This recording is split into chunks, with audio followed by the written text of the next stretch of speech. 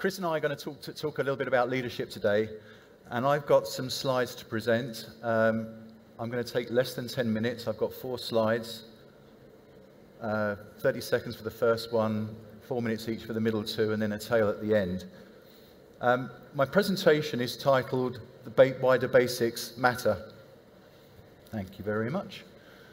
And a lot of what I'm going to be presenting about is pretty obvious stuff, and I'm hoping it's obvious stuff. The real question for you guys listening is, are we doing all these basics as well as we should at our company? And if we're not, why not?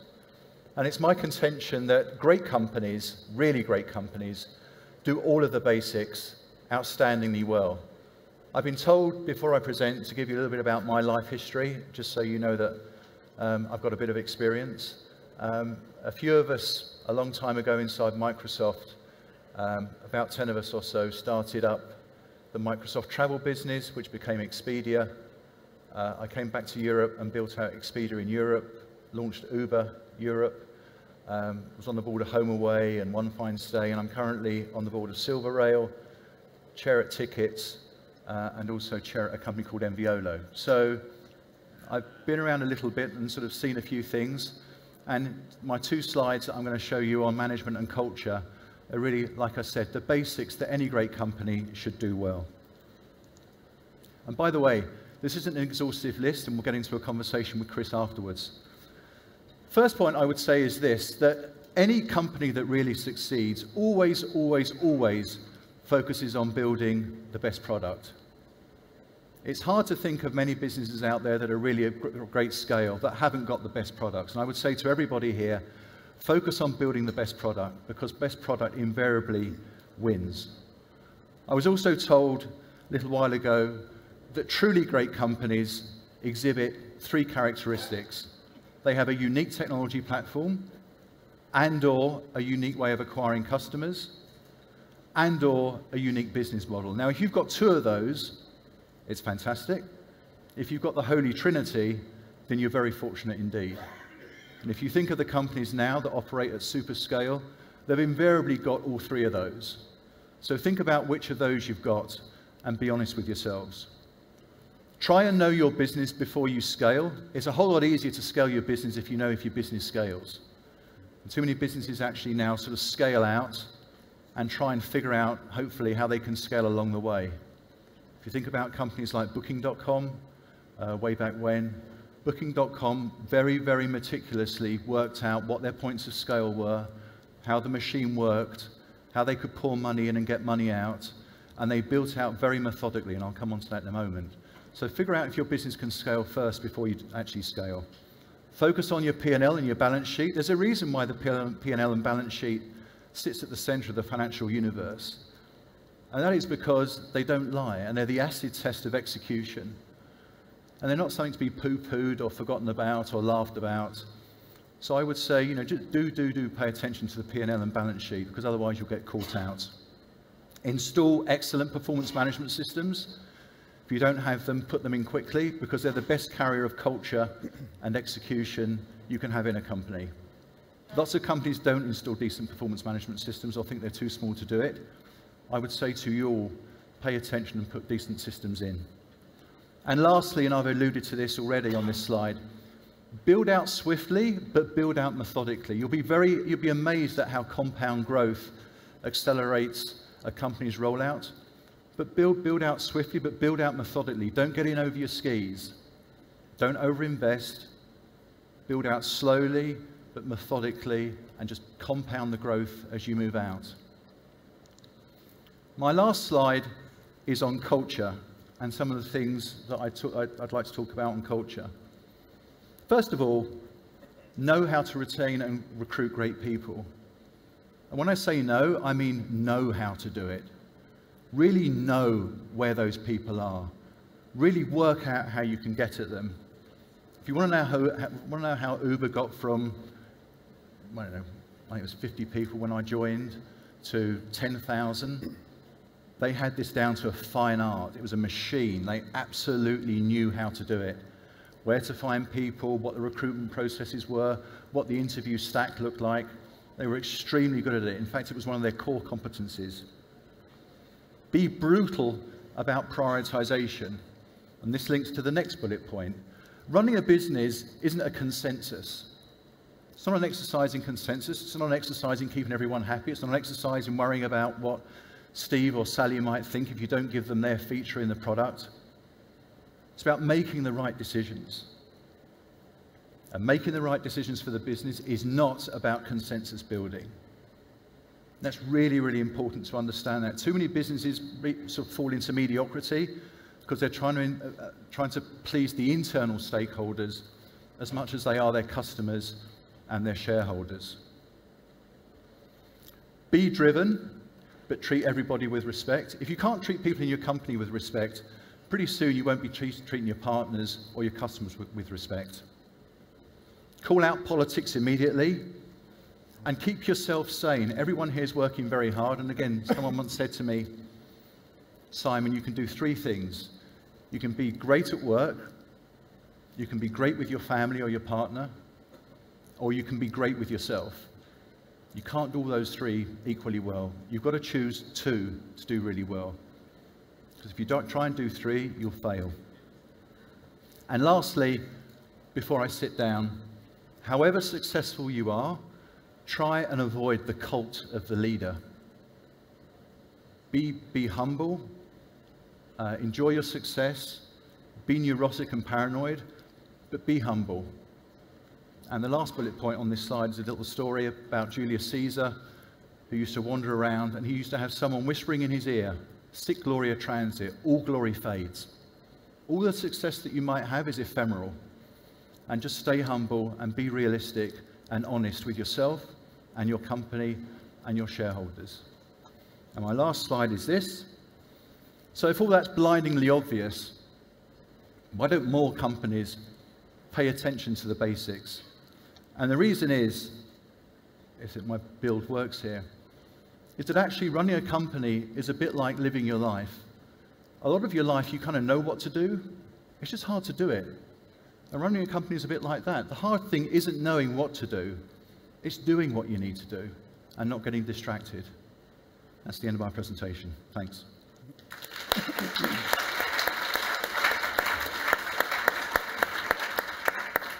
That's awesome, Simon.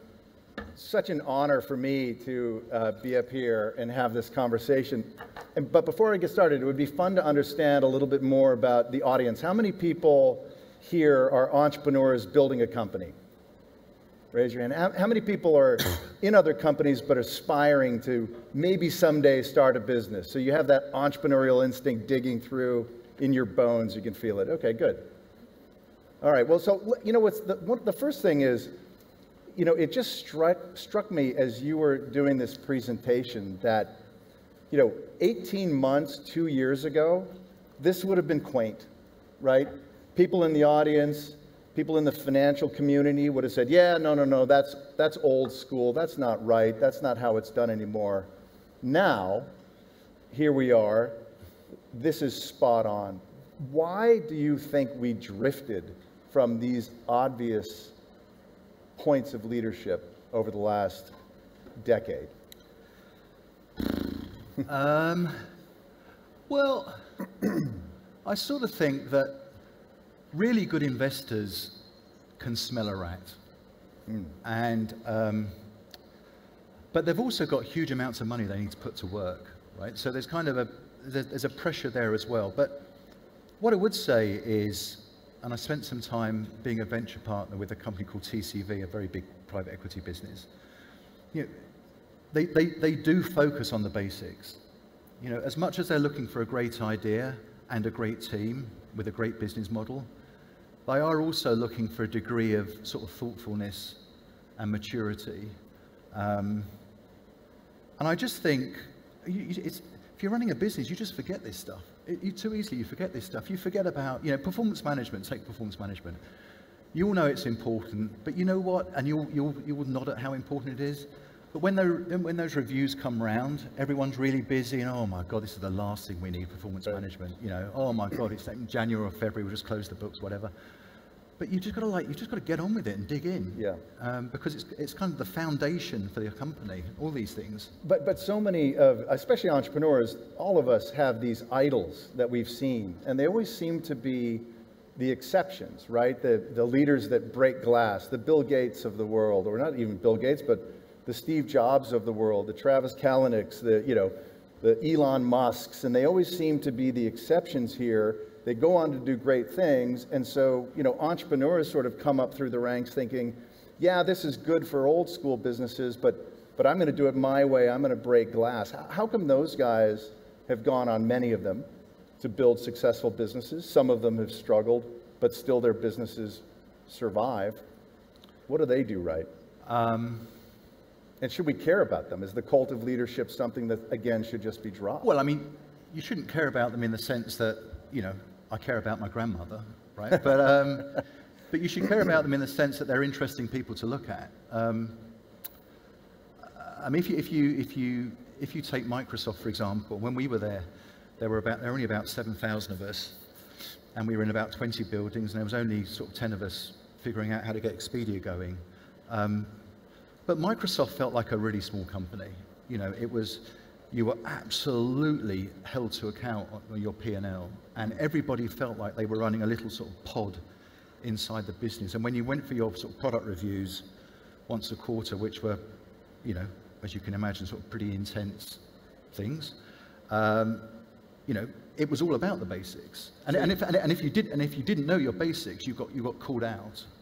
So you still had that sort of dynamic breaking glass leader, but underneath him or her, you had that collection of team that was focused on the basics, and that had to be together. I think so, and I think all the other places where I've worked that have been great, you don't tell fibs, you don't tell lies. The quality of people, and I think about Silver Rail, I think about tickets. The quality of the people there is so high that you won't get away with telling something that isn't the truth. Yeah. And it's far better to say, look, I don't know. I've been in a few places where people have tried to wing it at big product reviews, and it doesn't end well for those people. Yeah. So talk about. We had a chance to visit for a few minutes before coming on stage, and I think that Simon's experience is so interesting, and his life path has been so interesting. I'd love to see if we can bring out some of these stories. So talk a little bit about, you graduated from college, and your first job was at British Airways. I was a baggage handler. Baggage handler at British Airways. Yeah.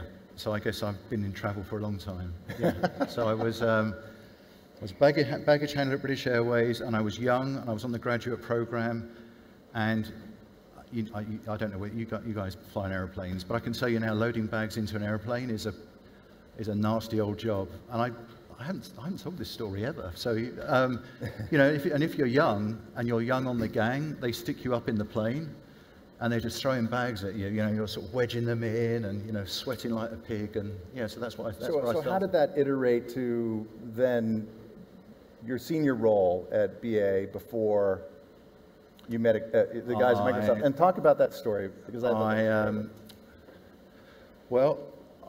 I hope this is interesting, but I was interested in technology. I lied to Microsoft about my job, and I used to get all these floppy disks through, for the version of Word or new Windows. I ended up running sales technology at BA, and I met a guy called Greg who had just been bought out of retirement by Bill Gates at Microsoft. He built Word and was brought in to start the travel business. I was going home, and I had 3 kids, and I couldn't make the bills work. And I had this idea that I would send my resume to Bill Gates. Lou was doing the stir fry when I got in, and I fired off my resume and Greg called me up 3 weeks later, and I ended up flying out to Seattle. And at that point, everybody had just finished Windows 95, which was a bit of a death march, and there was no travel guy in the travel group, and there was only 10 of them. So I was the travel guy, and I had to sort of run around America going, hello, we're from Expedia, and got door slams in my face and all sorts of crazy stuff. Yeah, but that was fun. And then you rode that wave, and then it was on to Uber. where you built the entire European business for Uber, and got that going. That must have been intense. Yeah, it was. It was intense. That's the right word for it. And did you see in that experience, when we talk about the basics of leadership, did you begin to see areas where those basics were breaking down? I mean, was there indicators in your mind that although it was a high growth company, it was a challenged company? Well, I think it's, so there were, it was a machine. Total machine. It was a total machine. And it was, and I think it still is, underpinned by just superb technology. Just Back to the product is everything. Yeah, but just the greatest product chops I've seen in a long, long time. Yeah. And by the way, I thought the We Ski guy, if he's still here, I thought that demo you gave was just amazing. So well done you. Shout out. So it was a fantastic product organization.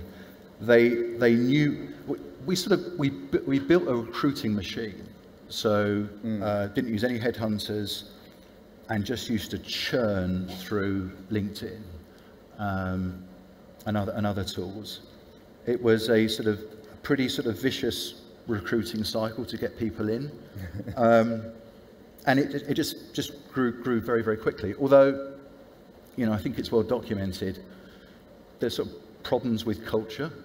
So that was the crack, that was the break you started to see. Well, look, I think all companies go through this. Yeah. You could argue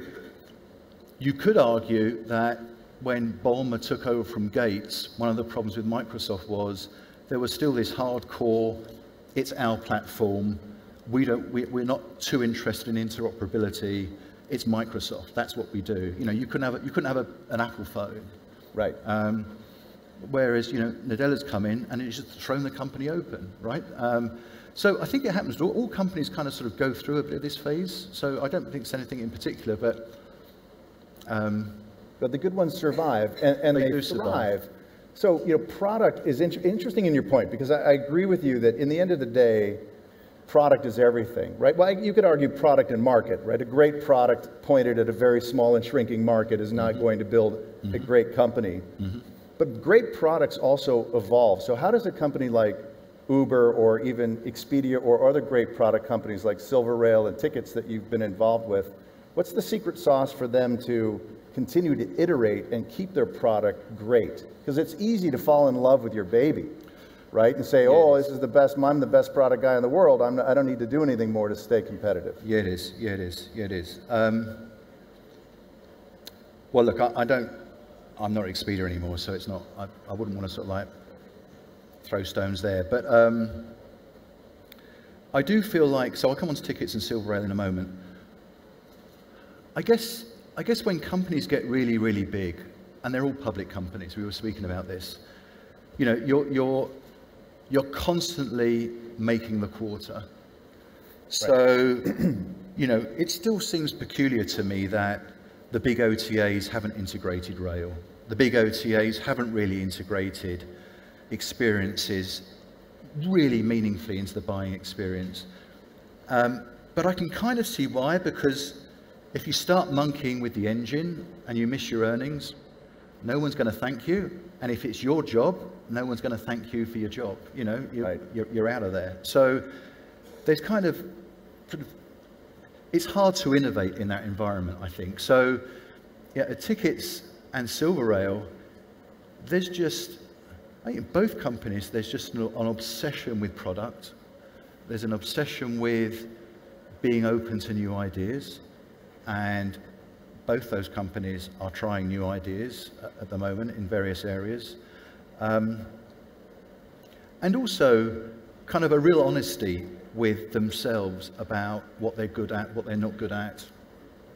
And a great openness to discuss weaknesses, where we could be doing better. And I'm getting to the point now where, pretty soon I'll be so old no one will want to listen to me. But I'm getting to the point now where I just want to work with people that I like, Yeah. you know, and they're just nice places to work, you know, and you want to build a nice place to work. And I guess I look back on some of the companies I've worked at, you know, nice place to work kind of wasn't high on the agenda. And it's kind of an old-fashioned thing to say, really, and it's not sort of particularly trendy. It's all about charging hard and, you know, let's storm the barricades, you know, whilst we all work from home and sort of do yoga. But, you know, it's, I just want to, just nice places to work are more important than that, really. Yeah, you know, and your point about humility, I think, is important, and there's a ton of nuance behind that. And I think every entrepreneur here who has had to raise money, had to recruit employees, had to try to punch above their weight and close deals with bigger companies, has sort of found that tension of wanting to come across with supreme confidence and clear-eyed assuredness of where they're going. But at the same time, you have to balance that with a healthy dose of paranoia, with an open ear and an observant eye to see, you know, what ideas are coming up. And it's a hard thing to do, but we've always seen it's the uncoachable, arrogant entrepreneur who most investors just don't want to touch, and they won't tell them that they don't want to touch. They'll just walk away. But how do leaders balance that confidence and humility? So, I mean, private equity is world class at letting you down gently. So you'll never really know. They'll always, we'll check. I promise to tell you. We'll check in with you next year. We think you're great. Right. And I think, look, you've got to be who you are. I don't subscribe to the opinion that people can change. I don't think anyone changes, basically. So you can't pretend to be something you're not. But certainly, if you're like super in your face, super arrogant, super obnoxious, that's a high beta, you know, investment, right? So it could become the sun. You know, it could become an atom. You know, I mean, who knows? So quickly. But you've got to be who you are. Personally, I just think those people that wear success lightly, it's great. Yeah. You know, I mean, that's good. Yeah. That's a good model. And the last thing I think I'd love to touch on, because I think this is also super important for companies that are between that seed stage of financing and then looking to move to, you know, raise a Series A or a Series B, so moving into growth, is the comment you made about scale, of scaling when you're ready to scale, when you've approved it. And this is definitely a discipline that was not common in the last 10 years when money was free and investors were pressing people for growth. It was all about grow, grow, grow, grow, grow. And the commercial model, the economics of scaling were sort of ignored. Mm-hmm. That's completely changed now. Yeah, it has. Right, and it's the go-to-market, the scaling when you're ready to scale really is sort of a same way of saying scale when it's appropriate, when it's cost-effective, the organization is there. Are you seeing that in your companies, the private companies you've been a part of? I am, and I think, you know, I think when you're young, you're in a rush. Right, so, and that's kind of the great thing about being young, if I remember back that far. But you can't be in too much of a rush, you know, particularly when you're building a company and you're using your money up and other people's money. And I don't mean, you know, loads of energy, hard charging, fast thinking, super high quality of sort of internal debate. That's all great. But at the same time, you've got to temper it with a bit of reality. You've got to know what you're doing. You've got to know that your business basically works. Do we have a business that basically works, that we understand? We understand all the moving levers. We understand their interrelationships. We understand the trade-offs that we're going to make. And we understand how the thing's going to make money. And to take your time to really figure that out. Because then when you start raising capital and you start to grow, it's a lot more efficient. You make less, you stumble less. You'll still stumble, but you'll stumble less. And actually, raising capital that way is a lot easier than sort of betting big, blowing the load, and just hoping you're going to find it. Yeah. And just take your time. And if you take your time, you'd be amazed at how fast things happen anyway. You know, if you grow, like I said in my presentation, sort of compound growth's a wonderful thing. Even if you're growing methodically, you grow fast. Yeah, a friend of mine is here who who has been a methodical builder, and 2 or 3 years ago, he was annoying, right? Because he wasn't growing fast enough, and he wouldn't take our money, and now he's a hero, right? Because he's just been focused, he's been disciplined, and he's grown a great business over time. So in travel, what has you excited today? What are you looking at? I thought We Ski was great. I don't know. I'm getting a bit too old for this. I think AI is pretty unbelievable what it might do. I think green travel is a whole interesting thing. I think, so I think the whole travel infrastructure piece is really interesting, but it's kind of hard going up against sort of the Goliaths. You think the Goliaths are going to continue to put the squeeze on all things considered? Totally, because you would if you were a Goliath, yeah, right? So right. Sort of building scale in that environment's really hard, but someone will come out of a clear blue sky and do something that we'll all go, oh yeah, that was obvious. Well, We Ski is a consumer deal, and you liked it. Yeah, niche-y, more focused. Yeah, but also it might be something totally different, and we'll all go, oh yeah, that was obvious, like the iPhone or Uber, but obvious is difficult. Yeah. So. Yeah. Well, great. What an awesome run. Thank you so much. I enjoyed it. Please join me in thanking Simon.